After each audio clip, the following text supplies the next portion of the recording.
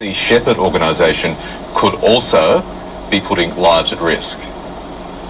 I think it's a shame that they have to be down there. I think it's they've shown enormous dedication and care. Nobody's ever been injured in the course of a Sea Shepherd action. Certainly nobody's ever been seriously harmed. I think those people do take risks. They put their own lives on the line as well, and everybody knows that when they go into those campaigns. And I've had friends on those ships.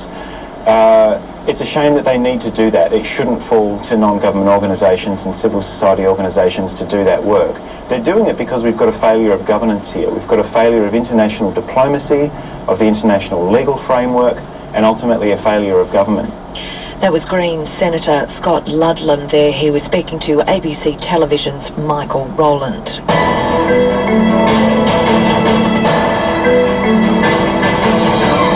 This is ABC News Radio, keeping Australia informed in more ways, more often.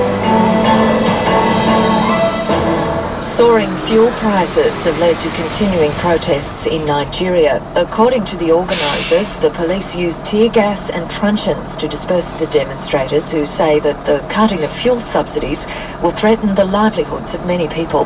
The BBC's Mark Lebel is in Lagos. Well, it's the fourth day since the Nigerian government removed the fuel subsidy and the second day of action here on the streets of Lagos. Today it's the turn of the lawyers, middle-class professionals also joining in and showing what a diverse group are taking part. Joining me now is Mr. Omole of the Nigerian Bar Association.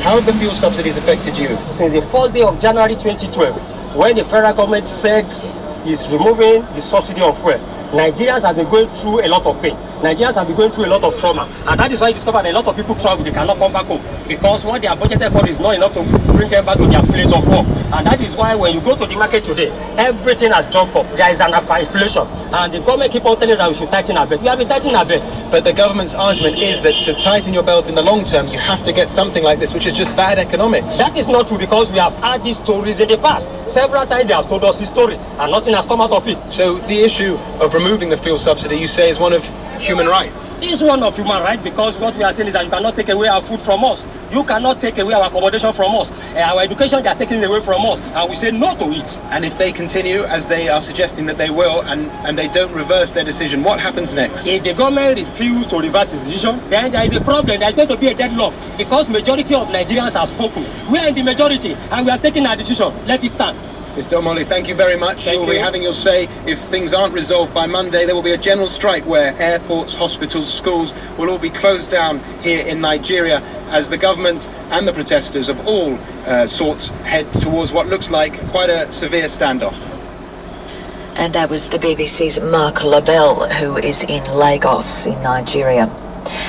Now to conditions on the roads where you are around the country. Warren Purchase is back. He's from the Australian Traffic Network. Hi, Warren. Hello again, Kathy. And first up to Brisbane, Brisbane Road, busy eastbound from Bouval Street to Dudley Street.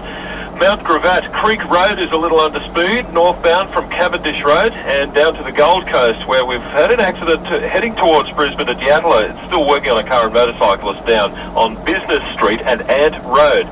Newcastle, Gangan Road at Nelson Bay, fire crews have been on scene for a little while, and an accident now on George Booth Drive at Seahampton coming down from Mount Sugarloaf. Now in Sydney, Smithfield, Hassel Street, resurfacing work happens all day today between the Horsley Drive and Victoria Street. Crown and Burke Streets in Surrey Hills has been an accident. They've just cleared up an accident from Victoria Road and Darling Street in Rozelle. Expect a delay or two there. Special event clearways continue around the SCG for the second cricket test between Australia and India. Into Canberra and the Federal Highway heading citybound at Sutton, near Sutton Road. There's been an accident. It's still licking its wounds there. Dooring Street and Cowper Streets in Dixon, ongoing construction works. They're putting in a big block of flats there, so expect truck activity to continue for a while.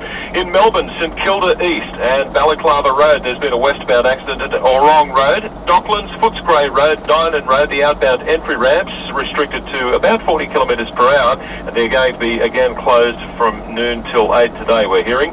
Hobart and the Tasman Bridge moving smoothly to and from Rosny Park. In Adelaide, in Torrens Park, South Belair Road at Grange Road, there are works laid out, watch out for that. Plimpton, northbound works also laid out on the Anzac Highway at Marion Road. So we go across to Perth, where the West Coast Highway is building slightly to Scarborough Beach Road now. Queuing traffic also starting through Kewdale, especially northbound around the Tonkin Highway and Kewdale Road, and to Darwin and the top end, moving smoothly for your early morning flight around the Narrows and Eton towards the Stewart Highway and Bagot Road just around Darwin International Airport. I'm Warren Purchase, more ABC News Radio traffic in half an hour.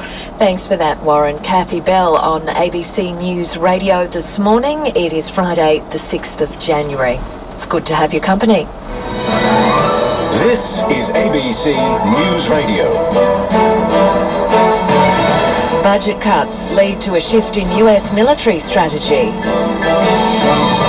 Cracks in the wings, but still safe to fly. Qantas defends its A380s.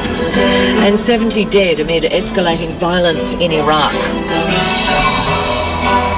The weather in brief, it should be fine in Melbourne, Hobart and Adelaide today. Some showers forecast for the other capital cities. The US